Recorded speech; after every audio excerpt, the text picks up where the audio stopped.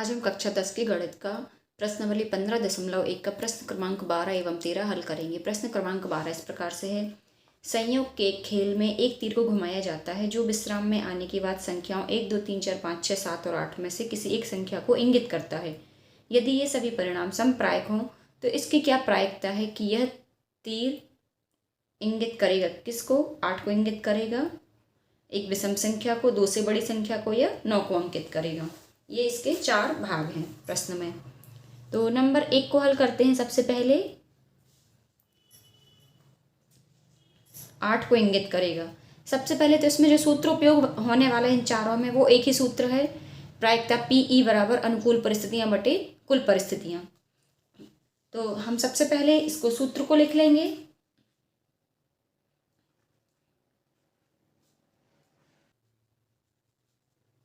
ये PE बराबर होता है NE/NS। यहाँ पर कुल परिस्थितियों की संख्या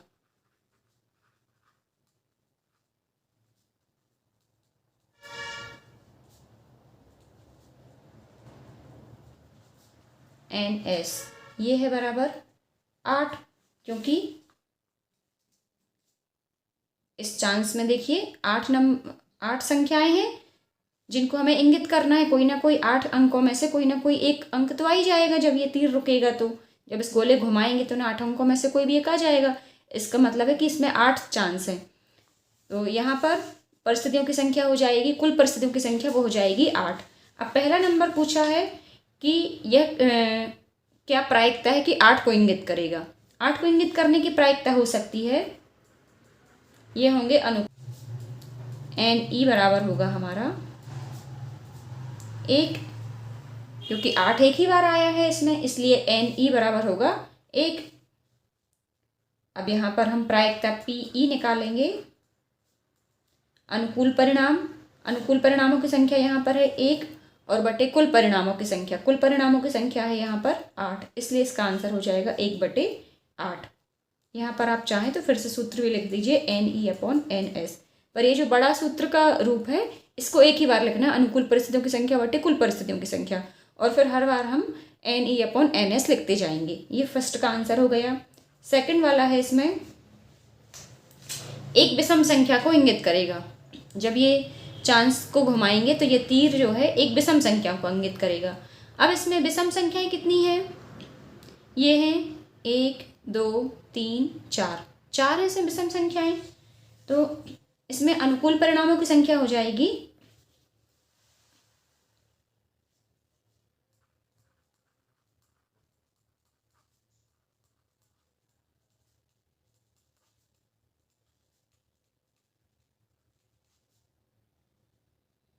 NE बराबर, ये हो जाएगी 4। हम यहाँ पर नीचे लिख सकते हैं विषम संख्याएं जो इस चांस में है। ये कितनी है विषम संख्याएं? आप इसमें गिन लीजिए, 1, 2, 3 और ये 4। ये हैं 1, 3, 5 और 7, तो ये हैं 4। अब इसमें हम सूत्र लिखेंगे PE बराबर NE/NS। ये देखिए एक ही प्रश्न के 4 भाग हैं, इसलिए बड़ा सूत्र हमने एक बार ऊपर लिख दिया है। अब इसमें कुल परिणाम भी हमने ऊपर लिख दिए हैं एक बार, ये लिख दिए हमने कुल परिस्थितियों की संख्या, ये भी हमने एक बार लिख दिए हैं। NS हमने एक बार निकाल दिया है। NE का हम हर बार मान रखेंगे और इसमें आंसर लिखते जाएंगे। NE हमने निकाला है 4 और NS है हमारा 8। इसका आंसर हो जाएगा 1/2। इसमें भी आपको पूरे नंबर मिलेंगे, आपके कोई नंबर नहीं काटे जाएंगे। फिर नंबर 3 है, इसमें पूछा गया है ये जो तीर है ये 2 से बड़ी संख्या को पर रुकेगा, इसकी क्या प्रायिकता हो सकती है? तो 2 से बड़ी संख्याएं कितनी हैं? 1, 2, 3, 4, 5, 6 संख्याएं हैं 2 से बड़ी। तो हम यहाँ पर लिखेंगे अनुकूल परिणामों की संख्या। यहाँ पर हम लिख सकते हैं 2 से बड़ी संख्याएं। ये है हमारी 3, 4, 5, 6, 7, और ये है 8। ये कितनी संख्याएं, 2 से बड़ी संख्याएं, NS है हमारा 6, 1 2 3 4 5 6, 6 संख्या है, 2 से बड़ी संख्या है, और ये हो गए अनुकूल परिणाम। तो हमारा सूत्र है PE बराबर NE/NS। देखिए इसमें जो है अनुकूल परिणाम निकालना बहुत ही ज़्यादा आसान है। जो हमसे प्रश्न में पूछा गया है वो अनुकूल परिणाम हो जाएंगे, और कुल परिणाम तो आप निकालना जानते ही आराम से। ये हो जाएगा 6/8। इसका आंसर हो जाएगा 3/4। अब इसी का है चौथा नंबर का। ये जो तीर है ये 9 से छोटी संख्या को इंगित करेगा। 9 से छोटी संख्याएं तो पूरी संख्याएं 9 से छोटी हैं, 1 से लेकर 8 तक की सभी संख्याएं 9 से छोटी हैं। तो इसमें अनुकूल परिस्थितियों की संख्या हो जाएगी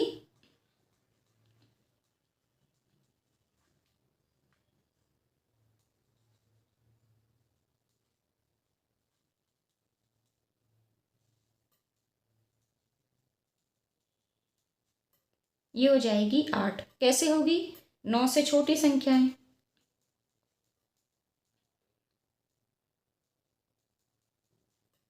ये कितनी है, 1 2 3 4, ये सभी संख्याएं 9 से छोटी हैं, तो इसलिए अनुकूल परिस्थितियों की संख्या हो जाएगी 8।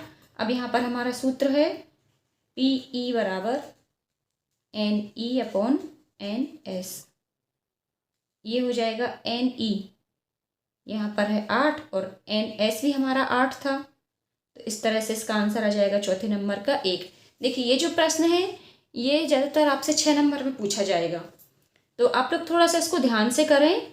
आप ये जो सूत्र है इसको आपको ज़रूर लिखना है, और एक बार इस पूरे सूत्र को, बड़े वाले को आपको एक बार ज़रूर लिखना है। आपका अकेले NE/NS से काम नहीं चलेगा। एक बार इस बड़े सूत्र को पूरा लिख दें और फिर हर बार आप NE/NS लिख दें, लेकिन आपको यहाँ क्लियर करना पड़ेगा NE क्या है और NS क्या है और PE क्या है।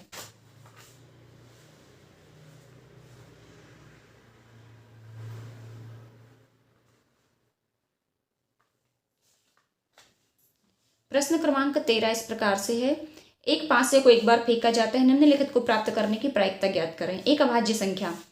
तो सबसे पहले तो इसमें हमें जो सूत्र उपयोग होना है वो है कुल परिणामों की संख्या, अनुकूल परिणामों की संख्या बटे कुल परिणामों की संख्या। अब यहाँ पर हम लिख लेंगे पासे में कितनी संख्याएं होती हैं, 6 संख्याएं।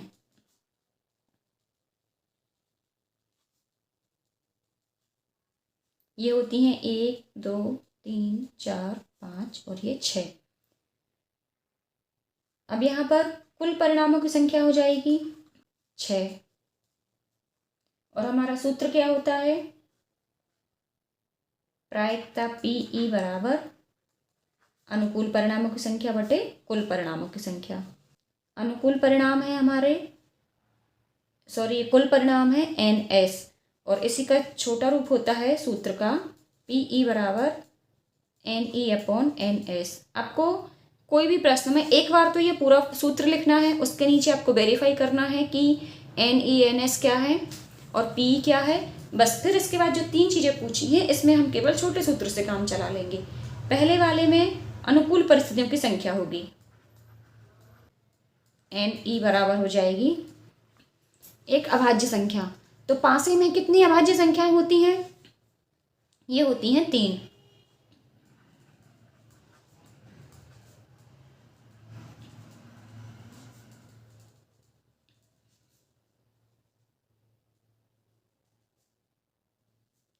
ये होती हैं 2 3 और 5, अर्थात पासे अनुकूल परिस्थितियों की संख्या हो जाएगी 3। ये संख्याएं हैं 1 2 3। अब यहाँ पर हमारा प्रायिकता PE बराबर हो जाएगी NE/NS। NE हमारा है 3 और NS हम ऊपर निकाल चुके हैं, ये हमने NS निकाला था 6, तो इसका आंसर हो जाएगा 1/2। इसी का नंबर 2 है, इसमें है 2 और 6 के बीच स्थित कोई संख्या। तो पासे में 2 और 6 के बीच कितनी संख्याएं स्थित होती हैं, ये होती हैं 3 4 5। तो अनुकूल परिस्थितियों की संख्या हो जाएगी यहाँ पर 3। बस हमारी प्रायिकता सूत्र से हम निकाल लेंगे। प्रायिकता PE बराबर NE अपॉन NS। NE हमने निकाला है 3 और NS हम ऊपर निकाल चुके हैं 6। इसका भी आंसर हो जाएगा 1/2। इसी का है नंबर 3 पे। इसमें पूछा है एक विषम संख्या, पासे को फेंकने से एक विषम संख्या प्राप्त है, उसकी क्या प्रायिकता है। तो पासे में विषम संख्याएं कितनी होती हैं? 1 3 5। पासे में विषम संख्याएं होती हैं 1 3 5। अब यहाँ पर अनुकूल परिस्थितियों की संख्या हो जाएगी 3, क्योंकि ये संख्याएं 3 1 2 3। हमारा सूत्र है PE बराबर NE अपॉन NS। NE हमने निकाला है 3 और NS हम ऊपर निकाल चुके हैं, वो है 6। तो इसका भी आंसर हो जाएगा 1/2। इसका आंसर आ गया हमारा 1/2। उम्मीद करती हूँ ये दोनों प्रश्न आपको समझ में आ गए होंगे। आपको कहीं भी कोई प्रॉब्लम है तो आप मुझे कमेंट्स में लिखकर पूछ सकते हैं। ये प्रस्तुति 10 फिंगर चैनल की ओर से थी। देखने के लिए धन्यवाद।